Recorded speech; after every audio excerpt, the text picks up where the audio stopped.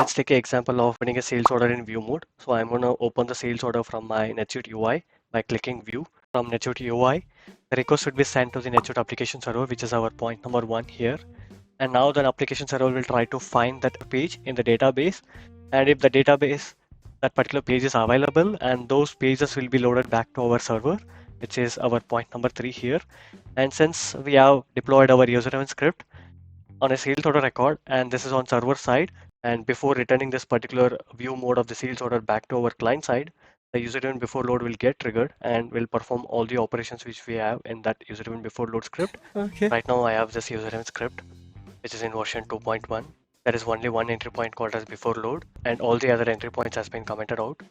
Currently in my before load entry point, I have the script context as an argument to this before load entry point. This argument has different properties. One is new record property and the type, which will hold the information whether it is in create, view, copy, delete or something like that. And also it has access to our current form and the request. So in my current code, I just have one log.debug, which says before load triggered on type. It's going to log me the type, whether it is create or view. And I have an if condition here where I've used the script context.type property to compare whether the record is being loaded in view mode or edit mode or something like that.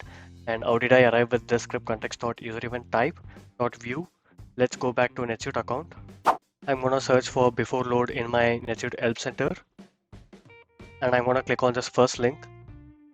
Right now on this before load, I have this argument which is context or script context. And on the left hand side, I can see all the different entry points after submit, before load and before submit. And this also have another property which is context.UserEventType. So when I use the script context, it has access to this user event type enum values.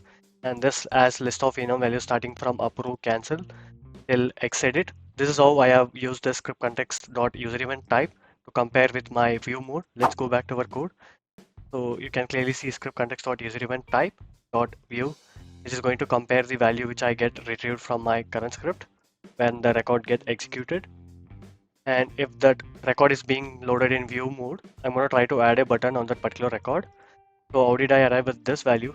For this, I have used the script context.form property from this argument object. From the form object, I have used an API called as add button. Let's go back to our help center.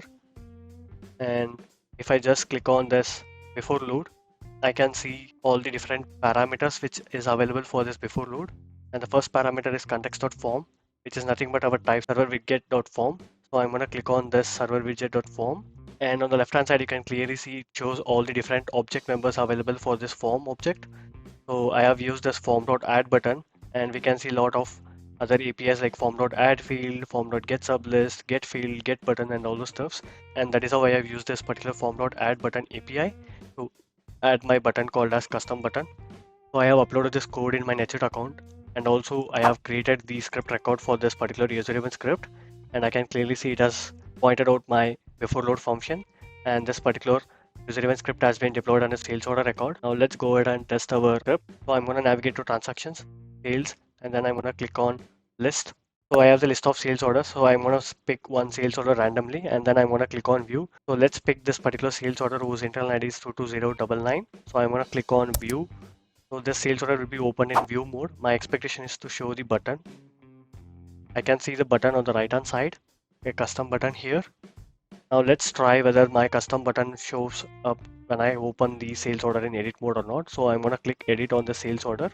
So my expectation is it should not show the button because we don't have the condition for edit. It just shows the button only in view mode. I can clearly see that the button is not being shown up now. Now let's go back to our script and let's click on this execution log and let's click refresh. And we can see our before load has been triggered for the first time in view mode and for the second time in edit mode.